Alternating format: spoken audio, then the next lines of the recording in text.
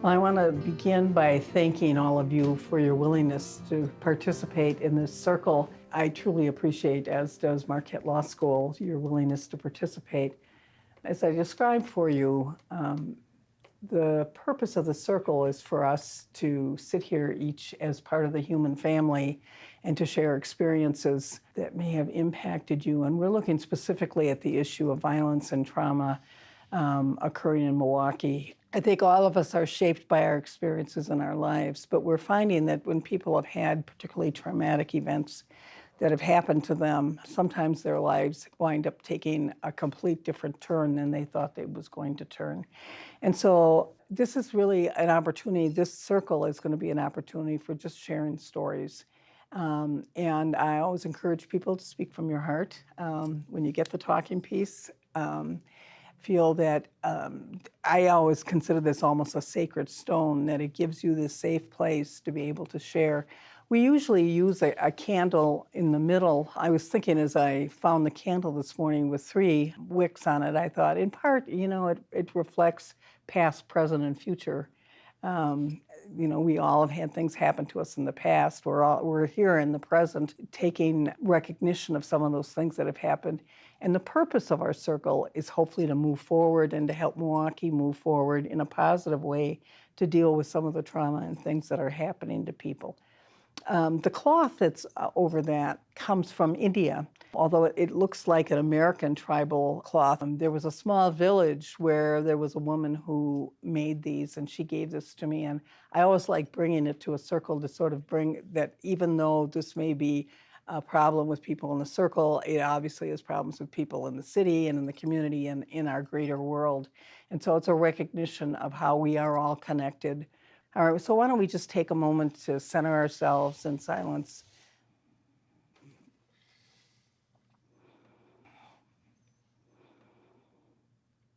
And then whenever you're ready.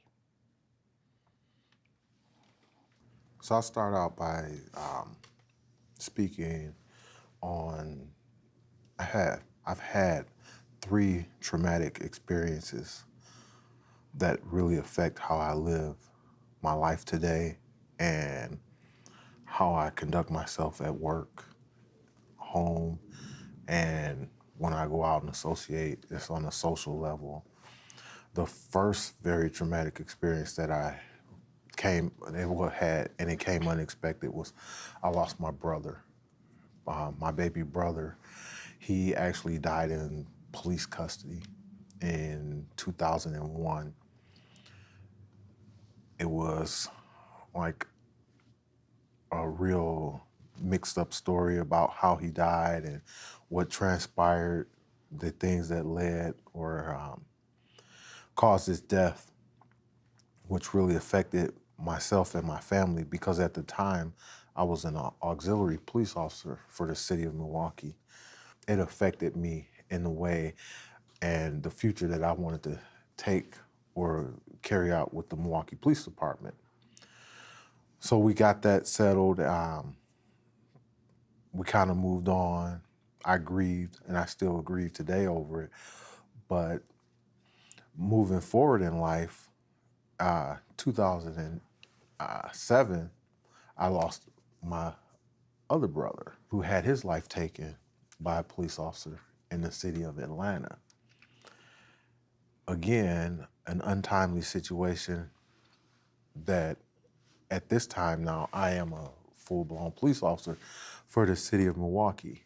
And it kind of brought the feeling of, why am I doing this job if the past 2 experiences with losing a loved one was related to police matters?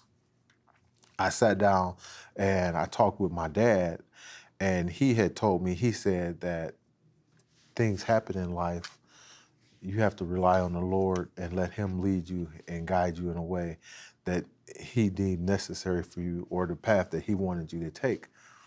And he told me to revert back to thinking why I became a police officer.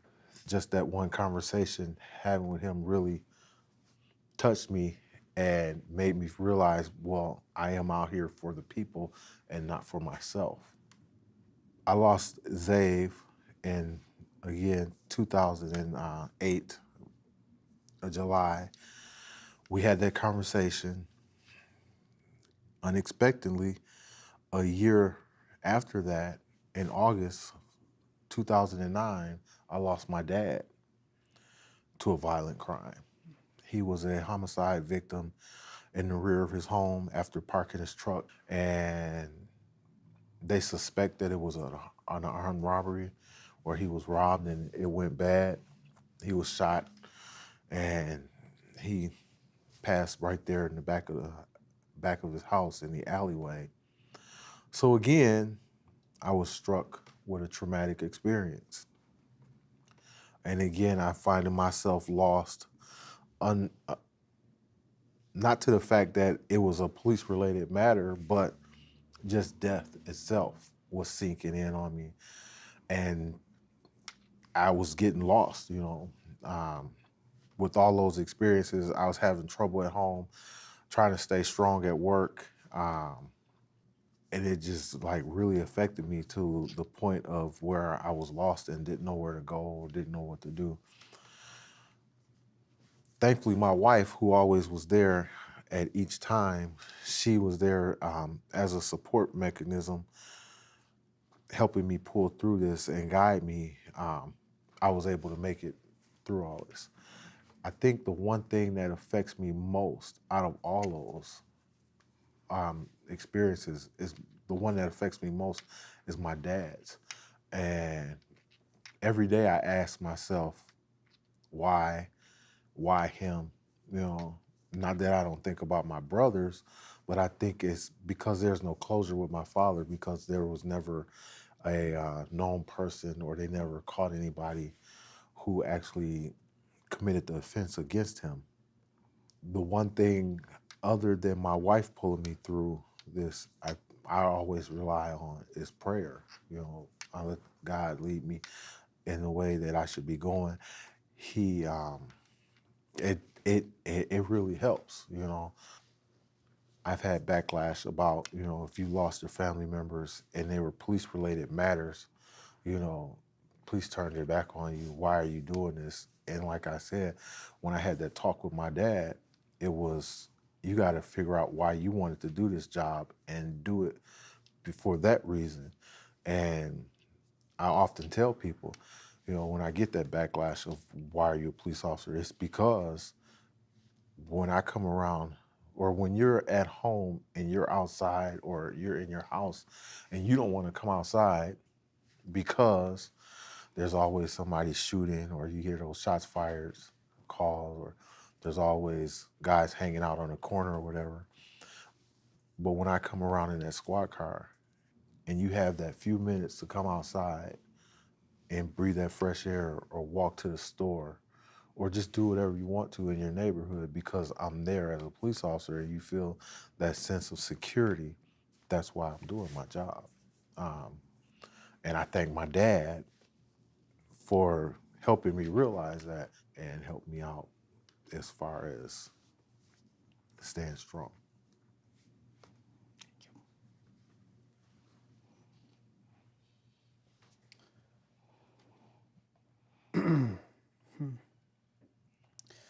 Been struggling to figure out what to share. So for 10 years, my primary function has been to invite people to share pain, and also share hope and possibility and inspiration. But mostly none of that comes without pain. And I think I naively came to that work thinking that I was prepared for what the amount of pain was going to be. And I learned the hard way that I was not. So there are a variety of stories that sort of reflect that truth for me. One of which was a very high-profile case in Milwaukee where 2 young kids were very brutally murdered. And I was in child welfare at the time, managing our operations. And I remember my boss, Mike, came to me and he gave me a file and said, why don't you start sort of gearing up on this case with the police report? And I remember reading that the youngest kid, I think he was 3 or 4, greeted the gentleman, if I can use that word, that eventually brutally murdered him with a very affectionate greeting when he came into the house. And I couldn't get that contrast out of my head. I couldn't sort of fully absorb the human truth of the pure innocence of that kid's greeting and the pure horror that came from the man he greeted. But I didn't actually understand what was happening at the time, so I got extra involved with the case. And then I had my first nightmare dream where I woke up sweating, having just sort of seen that kid who I'd never met, asking in an affectionate way to that man. And I thought that was pretty damn bizarre. And they continued for a while. And I started to become less than who I had been, both personally and professionally. And I isolated myself under the false belief that nobody would possibly understand. And a couple years ago, we were teaching law enforcement folks in Sheboygan, Wisconsin. And I knew that I might tell that story in that training, so I went back in and read the police report again, and all of that pain came back. So at the right part of the training, when I'm supposed to tell this story, I broke down, I started to cry, I couldn't tell the story. And a now friend and colleague, a sheriff's deputy in Sheboygan, said, "Let me step in and tell mine." And he told a story about his own bad dreams from a homicide he had investigated up there. And 2 emotions came to mind, quite frankly. The first emotion was one of pure relief, and the second was one of overwhelming shame. Feeling weak, feeling powerless, and feeling ashamed of the fact that I just read the damn police report. Which meant somebody else saw the kid and investigated the crime and saw the body. And I remember thinking, man, Tim, you are weak because you just read about it, and here you are having this difficulty. And then someone taught me about what it is to sort of hold pain and sort of hold stress for too long, and the support came, and the support was received. And slowly you kind of claw your way to a better place of health. And then you have a new case, and you find out how much resilience and capacity you have, and you slowly find your way to remembering that you've had it happen and that you recovered. And so maybe you can have it happen again and recover again. And the last thing that I would say is, for me, I also learned that my vulnerabilities around pain becoming overwhelming have a lot to do with justice, with whether or not there is a conclusion that I can wrap my head around and feel okay with. The case that I reference, the 2 kids, my perception was justice had no way to being delivered in that case. And I think that that's part of what created the vulnerability for me. So when I read about unsolved child maltreatment or really heinous things happening to kids, and the conclusion from an investigative point of view, both from a child protection and legal perspective, is unidentified maltreater, it's really hard, because there's nothing to wrap your arms around in terms of saying, who is the offender? How do we sort of make sense of all that, and how do we find something to sort of latch this pain to? But I've learned, much like others, that there are other people doing the same thing. There are colleagues and friends and significant others and family members who, once you let them in, can help.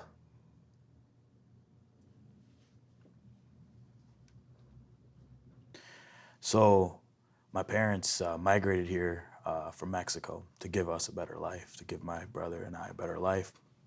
So came to Milwaukee, but my parents moved to the north side of Milwaukee. So, knowing Milwaukee is honestly one of the biggest segregated cities. So I was a Mexican kid raised in an African-American neighborhood. And I was raised in the community that, in reality, America and Mexico. I wasn't accepted by the Mexican community because I wasn't Mexican enough, because I wasn't born there. And I wasn't accepted by the American community, because I wasn't American enough in some people's eyes. So going through that struggle, being that misfit and never having that backbone, that was a big struggle for me, never having a connection and being raised in a rough neighborhood. And also the culture, like, you gotta be a macho. You can't show, especially being a Mexican male, you're not supposed to show your weaknesses. So this is actually a big obstacle for me, always talking about it. Because in my culture, it's like, I'm losing like my man card talking about it. So because my parents both worked, my grandmother took care of us. She came over and took care of us. And she was like my mother and father figure because my parents both worked. And I remember one time we had no money when we stopped at a fair.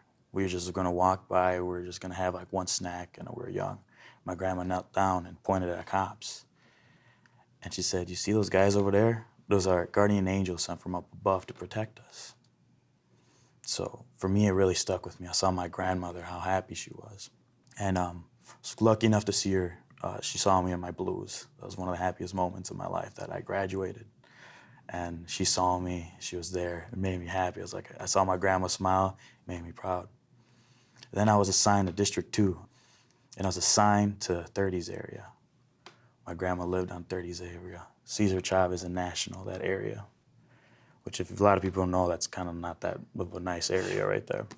And she lived upstairs. And I used to drive by every day, like if I had some time, drive by the alley. And my grandma had oxygen, so she had to stay in a separate room, which was in the back. And I never had to call her. I think she knew the sound of the squad, and she'll go and wave. And we're Catholic, so she always gave me the blessing through the window. So we did that as long as I could, always make sure I just drive by. Well, then I get the news, I get a call, "Hey, son, grandma's not doing so good." Okay. And I show up, and she was already basically in a medical-induced coma. And we got the biggest, talking about it. The doctors basically said there's nothing else to do. And when I was there to the last moment, the whole family got out of the room. I didn't want to leave. Saw the whole thing, holding on Grandma's arm and hand and, basically saying thank you. And I saw her take her last breath. I gasped, and I'm like, okay. It never affected me until later on. This happened in April. Fast forward June, I get called for a shooting first on Cesar Chavez, right in front of my grandmother's apartment, like outside. The guy's laying there, and he's shot to the chest and to both legs. And I start doing CPR. And at these moments when I talk about it, you start feeling stuff. Like it takes me back. I remember the gravel. I still remember exactly each point where it was hitting my knees. You start feeling the warmth in the body, and I'm working on them, and trying, just trying to keep them with us. And you see that last breath. And I saw that last breath. Then we had to do a canvas. So I had to knock on the door. And in the back of my head, I remember the last breath, talking to my grandpa. My grandpa opens the door, and I see my grandma's door with the light off. And that's when it hit me. And that's when my grandma's last breath came back. And that's when the guy's last breath came back. And I went through the problem too that same year. It just seemed like I was the first responder for a couple of shootings and doing CPR, and a couple of guys ended up dying in my hands. So for my problem was every time I went to a shooting, it was like a movie in my head, playing over and over again. I continue seeing my grandma's last breath. I continue hearing the other people's, and it was just an image. And it sounds weird, but it seems like everyone dies with the same face. And that's what I had in my mind every time. And it affected me. I was married at the time. It affected my marriage up to the point. And the most difficult thing is being able to put that face on and go into work. And I think that was one of the biggest things of going through the trauma you went through, and you know what's going on, and having to face work through fixing other people's problems, but when deep down inside you have your own. And that was one of the biggest obstacles too. I was able to get, me and my dad never had that friendship, but later on, I think he understood like the trauma I was going through. And me and my dad was the reason that I probably pulled through talking to me. He basically told me that it's okay. Like I always thought I had to be the macho, like the culture was raised. But he's like, it's all right, son. Pulling through that, like having the support that I didn't think I had to keep it in. And on top of that too, not only did I have two families, I had my family at home. And my community was awesome. I still live in the north side of Milwaukee, and I love my city to death. And the community was awesome. But also on top of that, when I finally started talking, what helped me out is expressing my story. There's a lot more stuff, of course. But when expressing my story, my other family, my family at work, they were able to understand, and just thinking I was the only one, that helped me cope with like being able to talk about it. But all I gotta say, all this trauma I think has built me into a person with compassion, makes me to understand a little more. Makes me understand going to a call, the struggles I went through as a child, the neighborhood I was raised in. I think it's one of the reasons that makes me happy to do what I do. And for my mind, it's like a natural high. It makes me feel happy. All right. I've never really told this story completely in detail, not even to my mom. It's the summer that I turned 13 years old. I played with a girl. She was a year older than I was. We played all summer long. Our families were kind of reversed in the sense that I had a brother that was 12 years younger than me, and her brother was 12 years older than her. We were both products of broken homes, single moms, both had stepfathers that we really didn't care much for. We played that whole summer. Her mom and stepdad had a lot of domestic violence issues, a lot of alcohol involved. We'd be outside playing, and we lived in apartment buildings, but we lived directly across from each other. One side of the street. I lived on the south side of the street. She lived on the north side of the street. Our bedroom windows faced each other across the street. So we would yell at night back and forth to each other through these windows. We'd play outside all the day, all the time. And a lot of times when her parents were fighting, she would say, come help me, come help me, come help me. So we'd go over there, we'd get her mom, take her down the street, or we'd get her stepdad. Usually her mom was more abusive. She used to hit her stepdad with the broom. Of course, everybody in the neighborhood would laugh because she'd run down. Tiny little lady. She'd run down the street hitting him with the broom.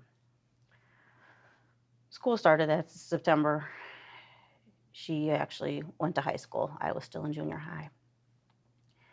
She had got home from school, and I had gotten home later. And come over, come over, come over. So I go over there, and her parents were fighting, but it was pretty much the norm. Didn't think anything of it.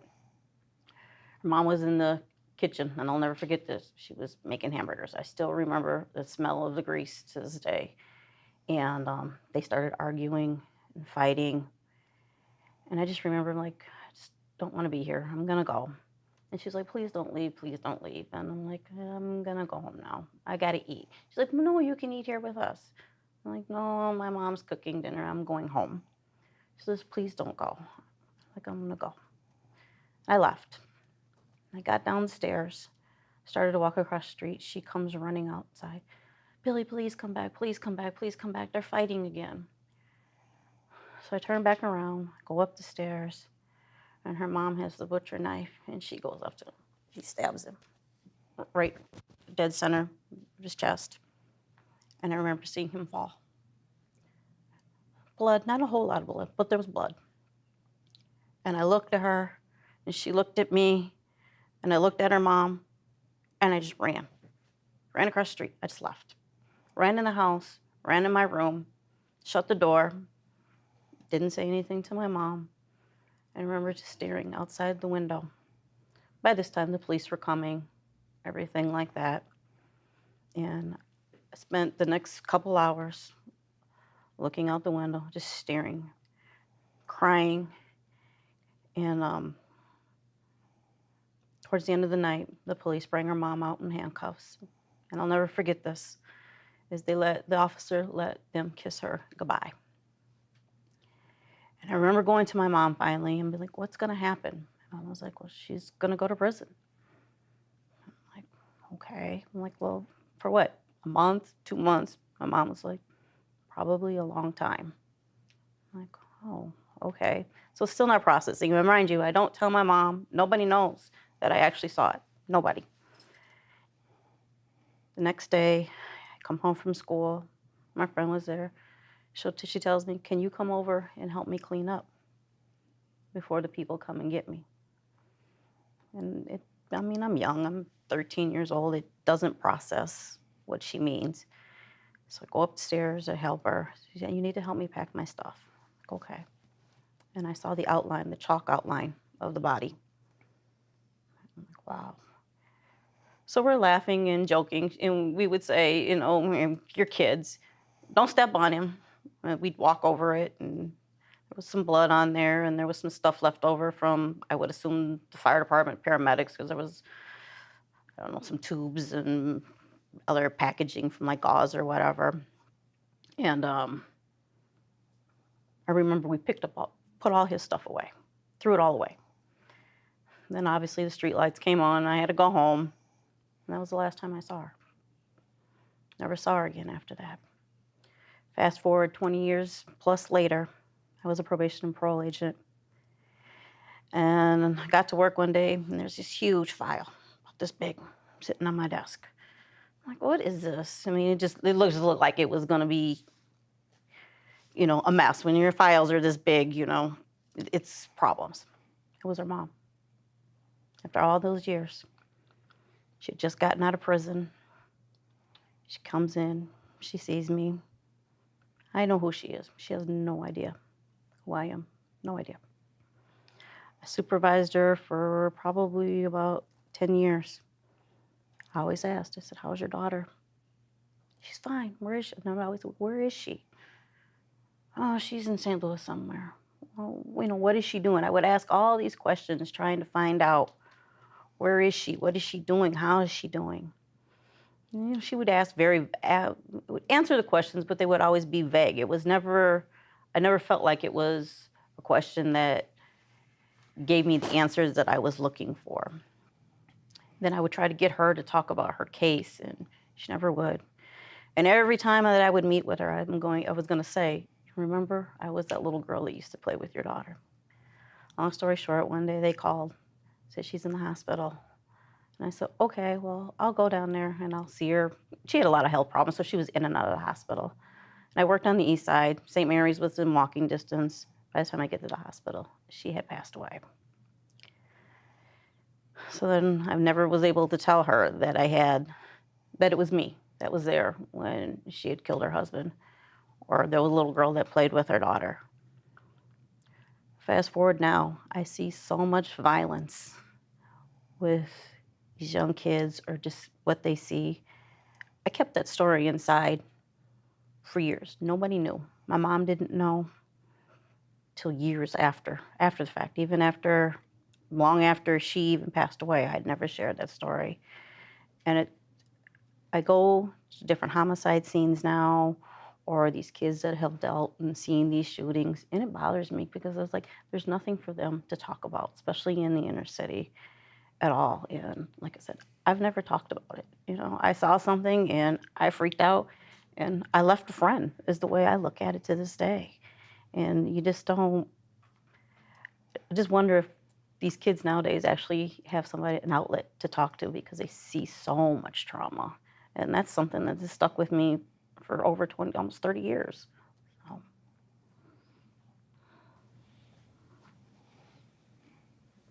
Oh, my story's a little different than the others. It doesn't begin and end in Milwaukee. I'm from the north, and I had quite a few adverse childhood experiences, childhood traumas.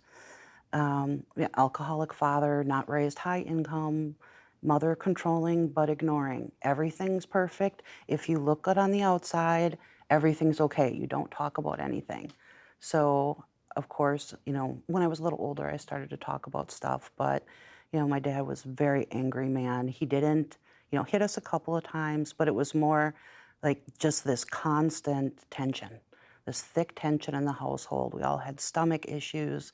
He hit my brothers a few times, but it was just that sense of always walking on eggshells, being around him, that you didn't know if he was really going to beat you with the belt this time for nothing because you were dancing and playing like a kid and he was getting off a hangover. And my mom ignoring that he was an alcoholic and being gone, so I was taking care of my younger brother. Well, I grew up fast, taking care of brother. I looked older.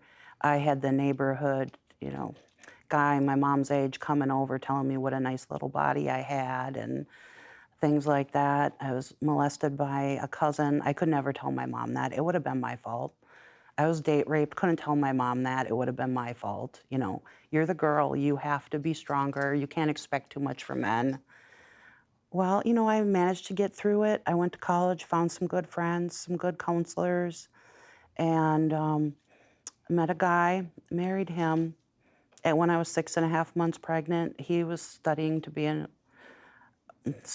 a cop. He wanted to be a state trooper, and I helped him get through that. He was a lot like my father, but I didn't think so. He drank a lot, got stupid, and basically never grew beyond 22 years old.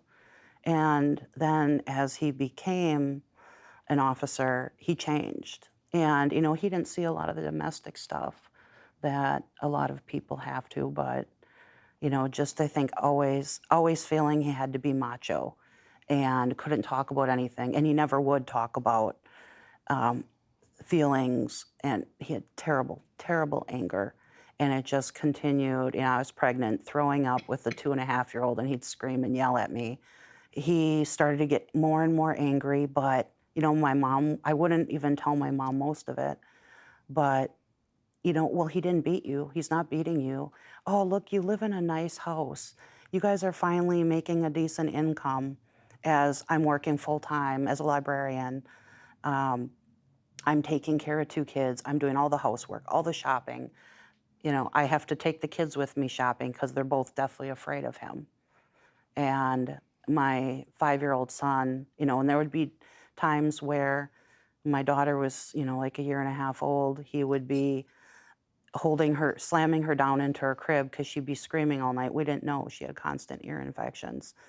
And, one day he could handle it. The next day he'd be putting her down in her crib hard, and I was worried he was going to kill her, but he was a cop. And he'd say, nobody's going to do anything. You can't call anybody on me.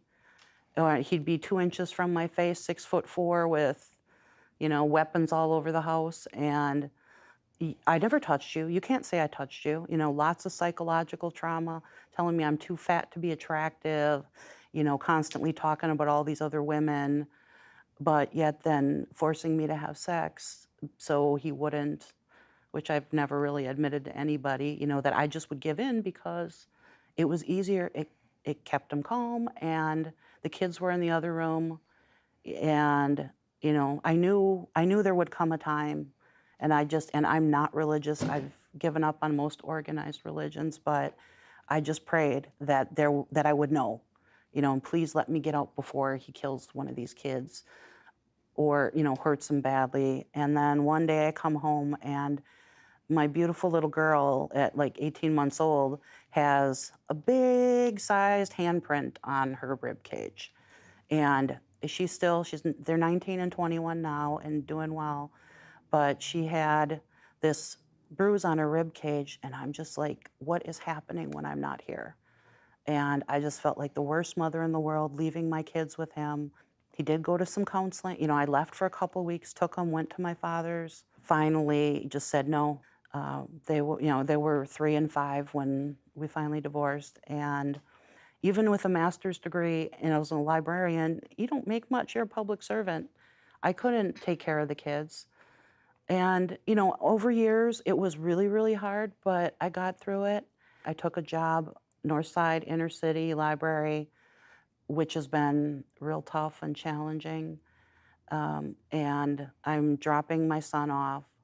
And even everything that I'd experienced as a child, as a teen, the worst was when I got a call from my son. I had just dropped him off at Platteville, UW Platteville, for his sophomore year of college, Labor Day weekend. Mom, I need you to come back. And I'm like, what'd you forget? And I'll never forget the tone of his voice. He's like, Mom, I need you to come back now. So I turned around and she's like, Dad's dead. And I'm thinking he's a cop. He had not a lot of near misses, being hit by cars, the shootings, things like that. I flew back, I don't know, how fast, with my mind racing. And at this point, my daughter's not as affectionate as she was when she's young. She held my hand, but I'll never forget her calling her dad to see if he was still alive. And then I get back and I find out it's a suicide. My son's there, and the campus police called him into his office by himself, across campus, and said, your dad died of an apparent suicide. I never cried so much. I never thought my kids would ever get past that trauma. And then, coming back, my son had to take a semester off. We were living, around Midtown during Sherman Park. And we're sitting in the window, somebody shoots a whole clip off right outside our door. And my son's like, Mom, I can't be here. And I'm like, my baby can't come and live with me, or can't stay with me. He has nowhere else to go. He has no other parent, because every time he hears that and every time I hear gunshots, I think of their dad sitting there with the shotgun to his neck and, wishing I could have stopped it for them. And now I deal with, gunshots and people coming in and threatening to shoot me on a daily basis. Libraries are not calm and quiet. I can't call the police for most of it because they're just threatening. And my son said to me the other day when I was on vacation, Mom, I need you to get out of there before you get killed too.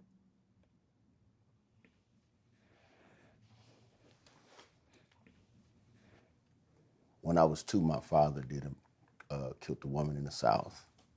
And so it was me and my sister and my mother. And my mother moved us here to Milwaukee. Grew up in a very, very violent environment. 21st and Hadley, 27th and Center. These were some. And I didn't have a father figure. My mother was 16, and I recall, I was maybe 5 years old. I remember people saying, oh, he's gonna be gay, he's gonna be this, he's gonna be that. At that age, I didn't know what none of these things meant. I just knew it was a negative stigma that they was putting out there. So I wrestled with, what is all that, Then they said, well, then I would hear a lot, he's just like his father, he looks like his father, so on and so forth. To me, I'm thinking they saying I am my father. So to me, who is my father now? So then I find out he was this extremely violent individual. He was on death row several times while in prison. He had killed several people.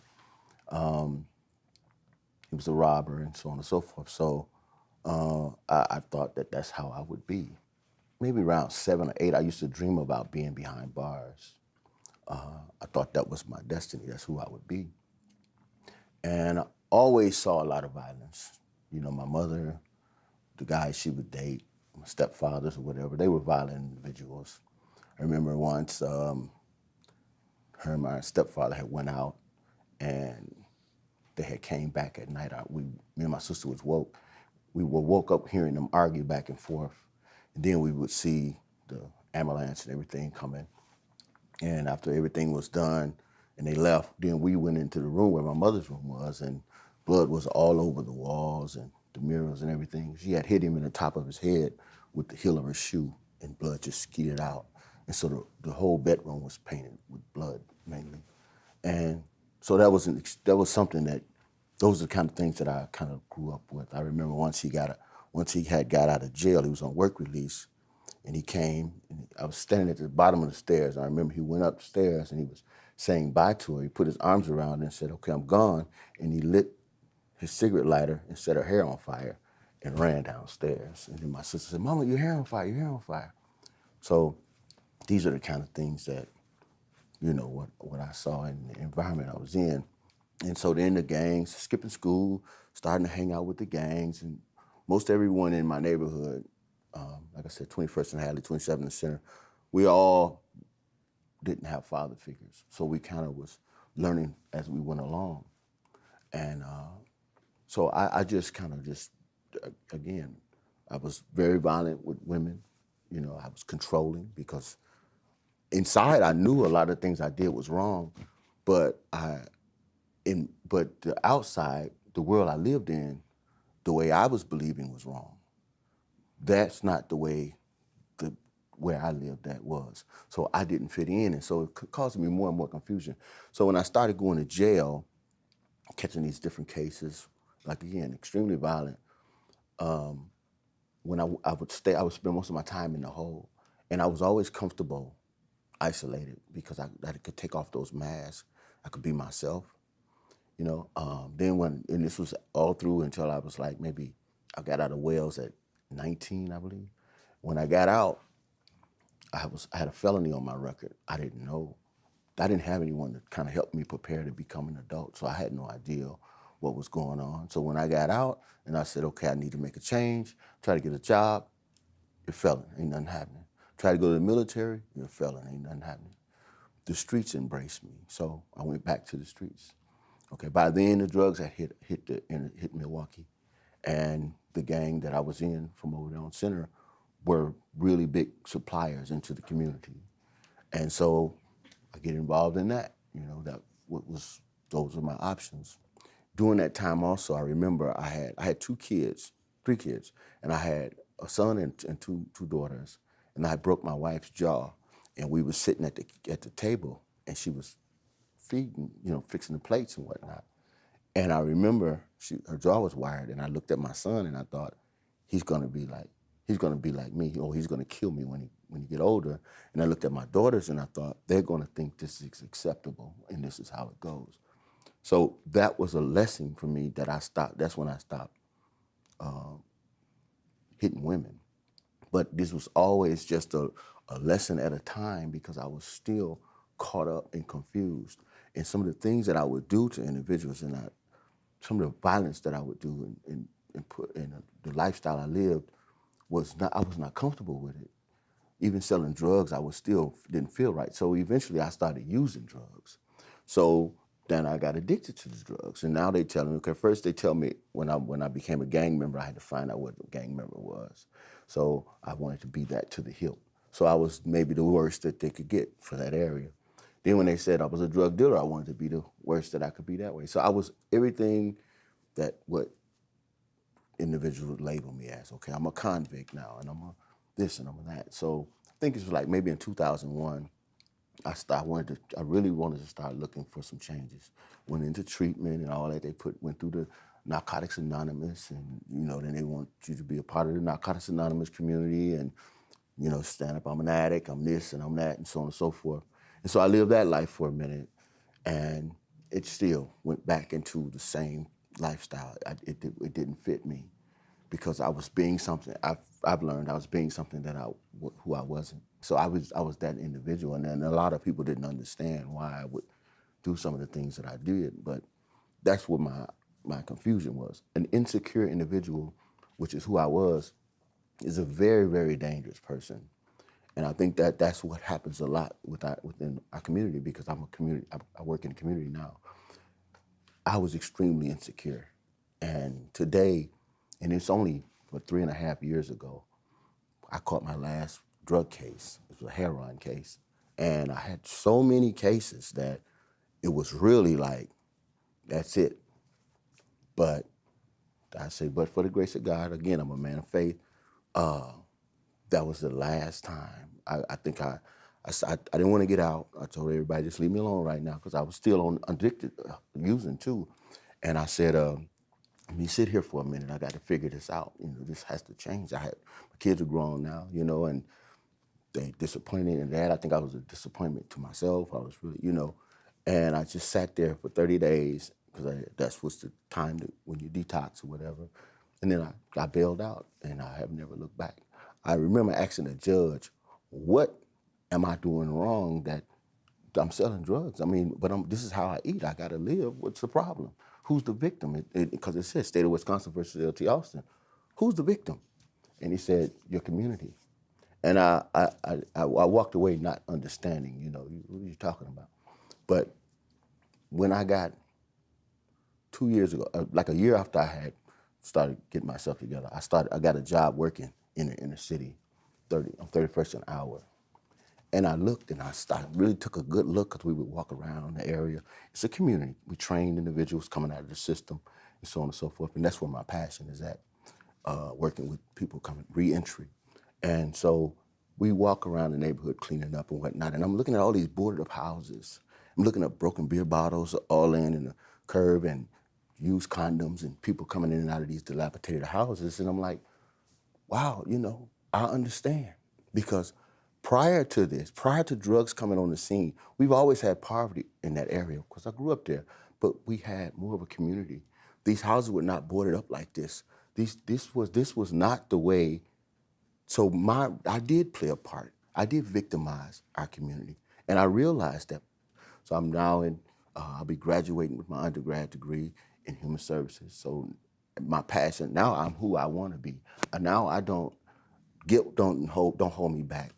Shame doesn't make me make decisions. I make decisions on my own. I'm comfortable with who I am. I'm not an addict. I'm not a convict. I've been through those things. I'm not a gang member. I'm not a drug dealer. I've experienced those things, but today I'm LT. I'm a caring individual, and it's okay to care. But that was a problem for me at one time. And I lived for 35 and a half years not knowing that I could be me. So today I understand. I didn't understand that I had experienced any trauma when I look at some of the things that a lot of people that I've known as we grew up. So I have experienced some trauma, and I've overcome it, and I'm thankful for that.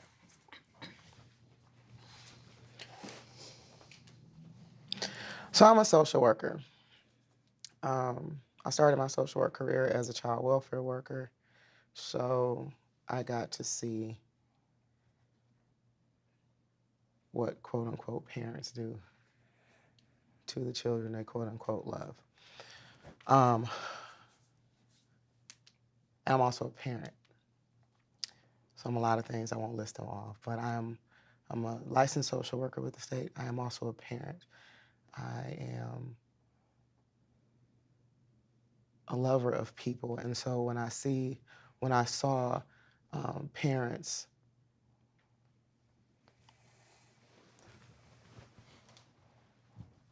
in the predicaments that they were in with their children, it caused me very frequently to go home and just love on my kids the more. I'm a very affectionate person. I'm a very emotive person. But when I had to pick up a 6-month-old from their mother's house,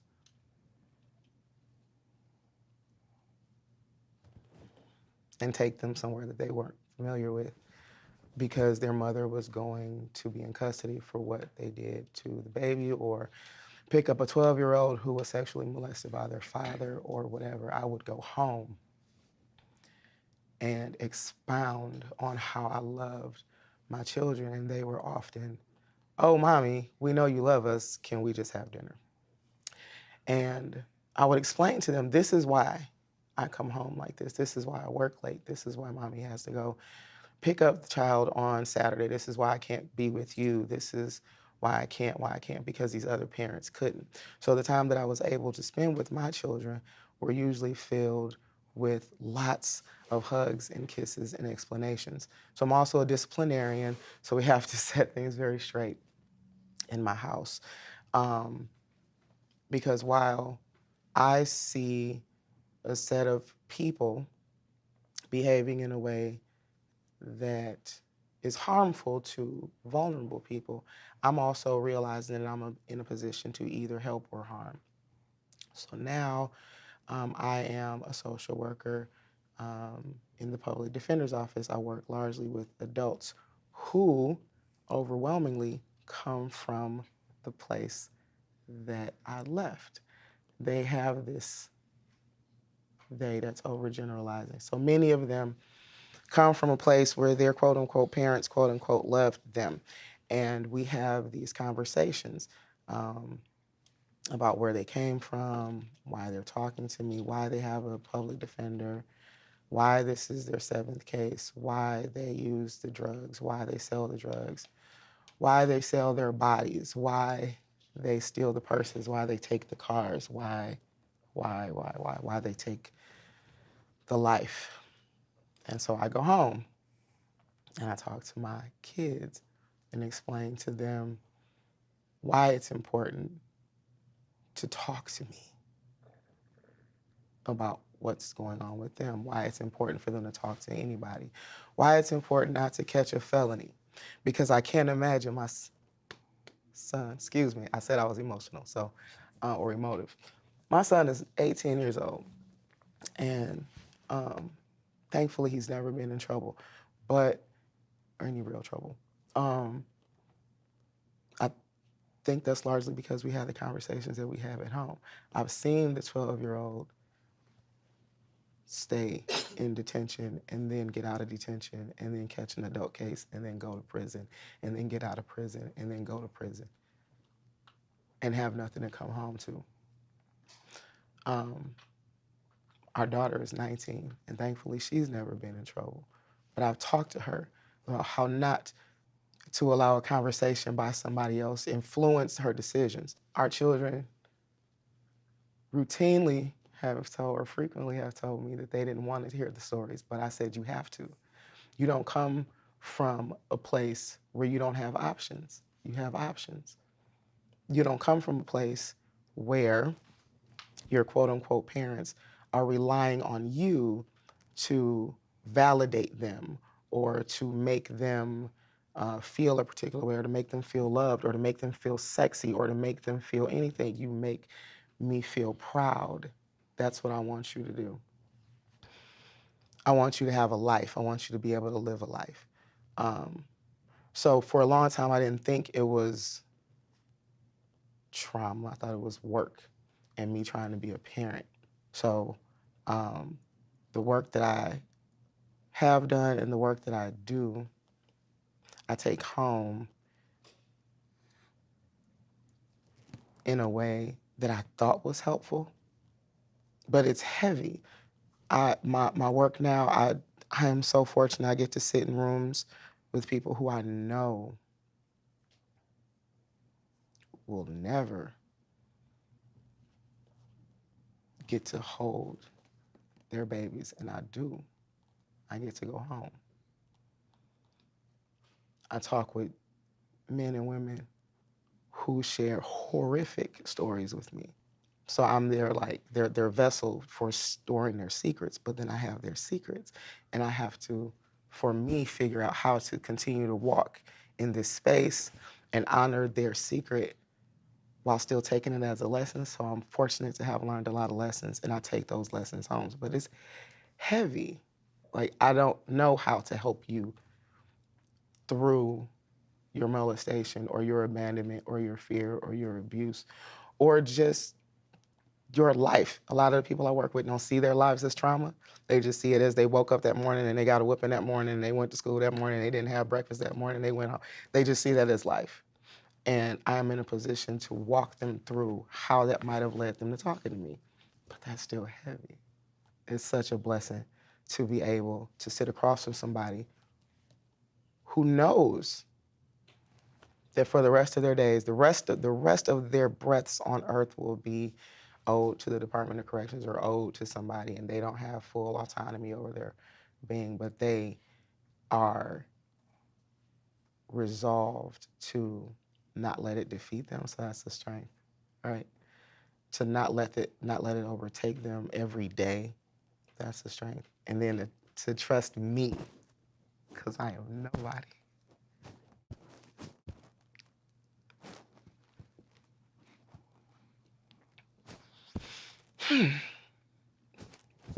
to trust me with their secrets, to trust me with their pain, to trust me with their dreams and their hopes and their desires for their children who they know they will never see. And so I carry it, and it's heavy, but I carry it with as much grace and honor as I possibly can, because they deserve it. Because they deserve it. The people that they hurt, they're victims, but the people that I work with are victims too. Hurt people hurt people. We hear this a lot. Hurt people hurt people. And my hurt people have hurt people, and they acknowledge that.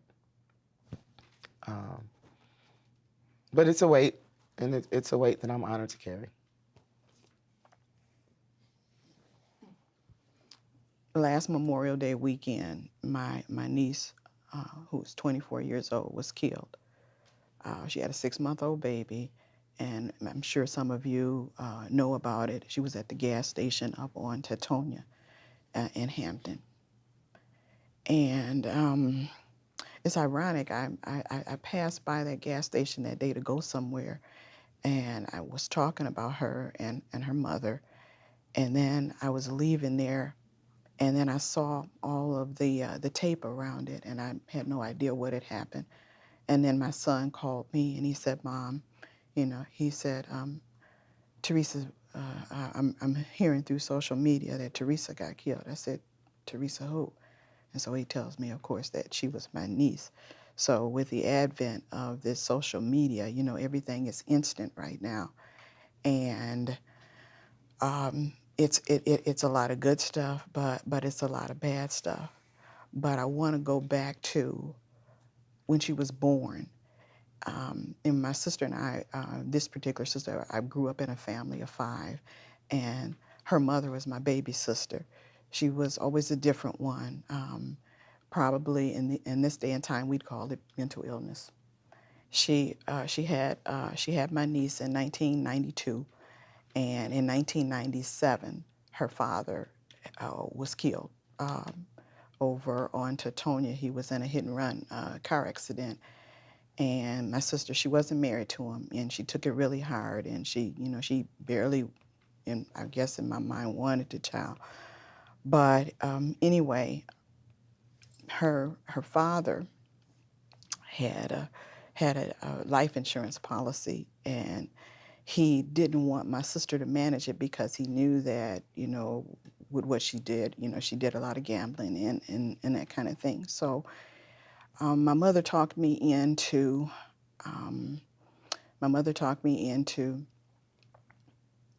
being the guardian over my niece's estate, and it came out a large sum of money, and so I was to manage that. So I had to go through that for a really long time. But and my niece, like I said, she would talk to me. She'd come over when my sister would put her out or be mean to her, whatever. But when she finally got that money, it was, probably a couple $100,000. She went through it in about 9 months. And then she started, after she went through it, she'd come to me on Thanksgiving, on other days. "Auntie, I need some money. Auntie, I'm hungry, I need food. Auntie, I need this, I need that." So finally, one day she came to me and she asked me to borrow about $500. And I told her, just no, I'm not going to be used because this is not right.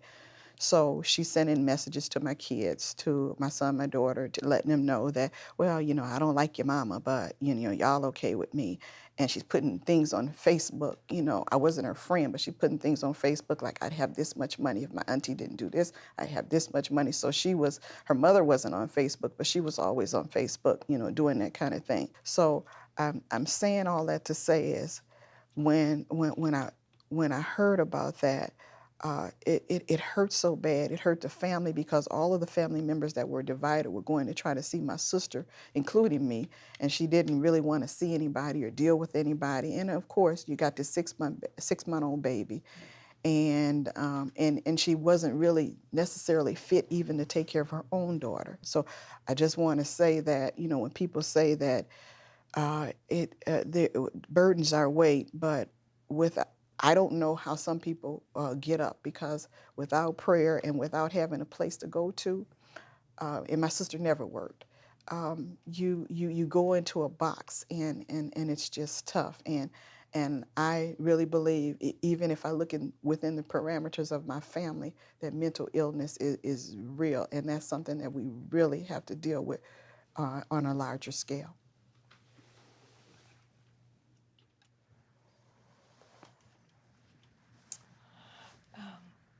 My husband and I have 3 children who are all grown: Jay, Linda, and Dan.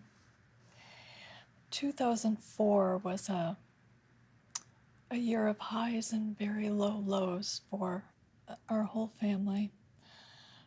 Jay, who was 34, got engaged to his soulmate, the love of his life, and was so happy.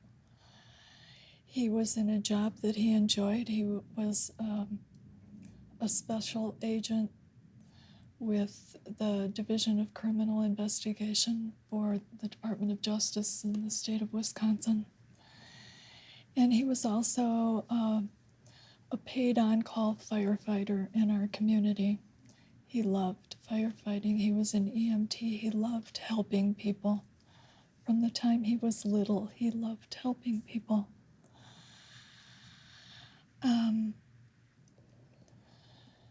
He was engaged in April, and in October, he was helping the FBI out on their terrorism initiative prior to the 2004 presidential elections. He had done his day shift and had volunteered to take a colleague's night shift from midnight to 7, 8 in the morning because that colleague's mother had become ill out of state. He went to his office, met his partner for the night, and on the way to where they were going to do surveillance, he stopped at a gas station because he was very tired and wanted to get a cup of coffee. He parked on the side of the gas station on 37th and Billard and went in, got his coffee, came out, and as he walked back to his car, he was confronted by 2 young men. One had a gun pointed at him, and the other walked past him and then turned and felt for Jay's wallet. Presumably, they wanted to rob him. When he felt for his wallet, he felt his gun and said to his partner with the gun, "Dude has a gun." And Jay said, I'm police, don't." And he was shot. Jay had left his bulletproof vest and his radio on the seat of his car. It was a warm night, and he hadn't gotten where he was going yet. He was able to get back to his car to retrieve his radio and radio his partner, whom we are told was there within minutes, and held him until the ambulance arrived. He was brought to Froedtert Hospital, where they did amazing care. And we were called at 1:20 in the morning. I will never forget that phone call. My husband hopped up, grabbed the phone, and I heard him say, "Hello, yes, okay."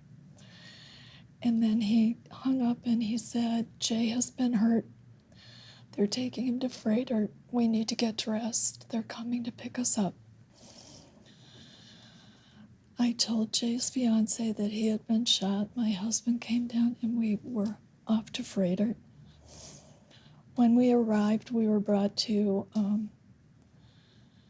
the quiet room in the emergency department. I had been an on-call chaplain at Froedtert for some time before that, and my greatest fear that was I was going to be called to the emergency room and it was going to be Jay. So I knew that quiet room well. We were met shortly after that by the surgeon who had worked on Jay.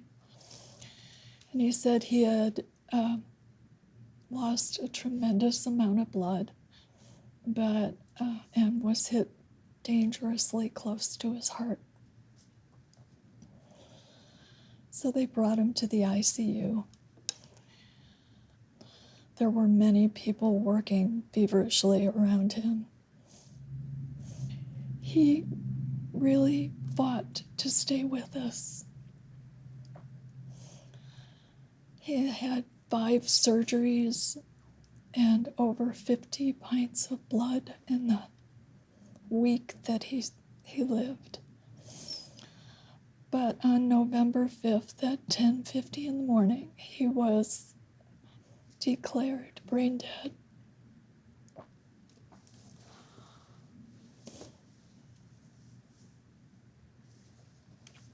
The trajectory of a bullet goes far beyond its initial impact. It's a watershed moment that nothing is ever the same. Time for me now is the time before Jay died and the time after he died. And that's how I measure things in my mind. The nightmare did not end with the funeral. Obviously, the men who were responsible for his death were tried and convicted. The shooter was tried and a mistrial was declared, and so we had to go through that trial a second time. And then the accomplice was tried. They were both sentenced at the same time.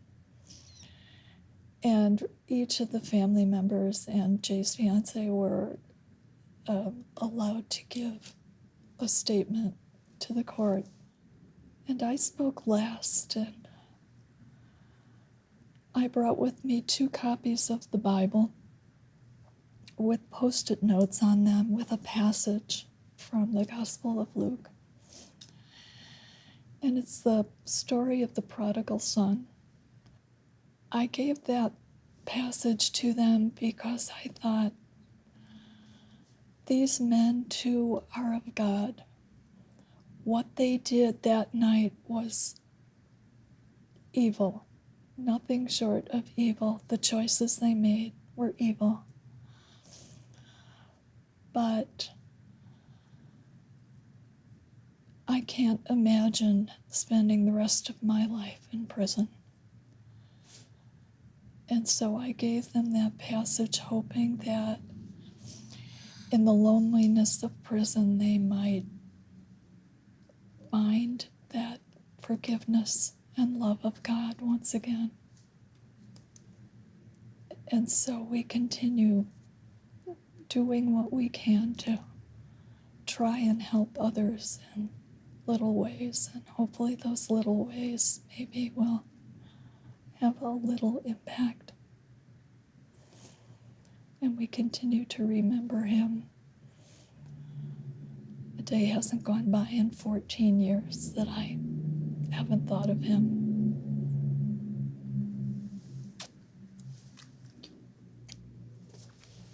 Well, I want to thank everybody. Obviously, these are stories that were highly emotional and difficult for many of you to tell, but very moving and certainly have touched me in profound ways. You have given a great gift to this community by participating in this and opening your hearts and your stories to everybody. And I am very, very grateful. And this is a human problem in our community, and humans have to fix it by, I think, branching out with each other, listening to each other. You know, the South Africans, part of it is before we try to fix a problem, we have to know what the problem is. And I think, you know, we've just gotten pieces of it today, and obviously there are lots of other things that happen in our community. But You've been very generous with your own personal story, so thank you.